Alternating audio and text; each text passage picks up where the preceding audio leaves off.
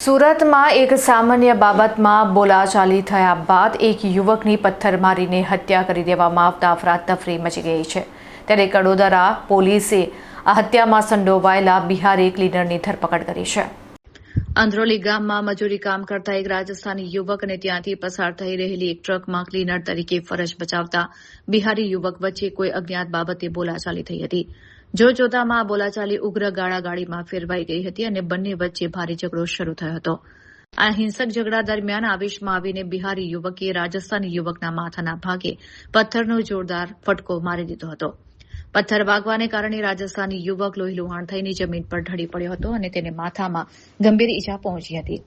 આ ઘટનાને પગલે આસપાસના લોકો એકઠા થઈ ગયા હતા અને ગંભીર રીતે ઈજાગ્રસ્ત યુવકને તાત્કાલિક સારવાર અર્થે નજીકની હોસ્પિટલમાં ખસેડવામાં આવ્યો હતો। જોકે હોસ્પિટલમાં ટૂંકી સારવાર દરમિયાન જ તેની સ્થિતિ વધુ વણસતા તેનું કરુણ મોત થયું હતું।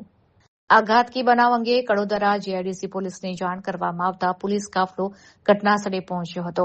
પોલીસે ત્વરિત કાર્યવાહી કરીને હત્યાનો ગુનો નોંધી આગળની વધુ તપાસ હાથ ધરી છે।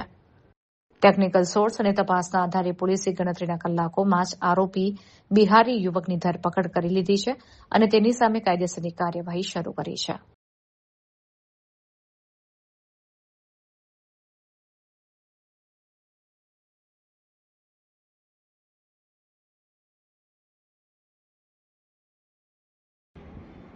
ગઈ તારીખ 29/6/2026ના રોજ સાંજના 5 વાગ્યાના સુમારે અંત્રોલી ગામની સીમમાંથી એક અજાણ્યા ઈસમની ડેડ બોડી મળી આવેલ। જે ડેડ બોડીનું પીએમ કરાવતા જાણવા મળેલ કે સદર ઈસમના માથાના ભાગે તીક્ષ્ણ વસ્તુઓ મારવાથી મોત નિપજેલ છે। જે અનુસંધાને કડોદરા જીઆઈડીસી ખાતે અજાણ્યા ઈસમ વિરુદ્ધ હત્યાનો ગુનો દાખલ કરવામાં આવેલ।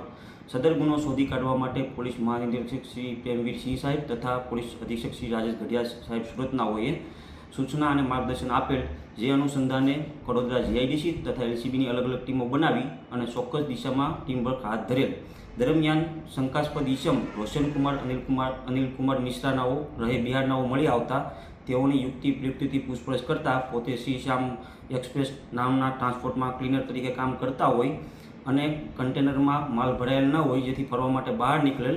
તે દરમિયાન આ કામના મરણ જનાર રસ્તામાં ગાળો બોલતા હોય, જે બાબતે બંને વચ્ચે ઝઘડો થતા આ કામના આરોપીએ મરણ જનારના માથામાં પથ્થરો મારતા તેમનું મોત નીપજેલ।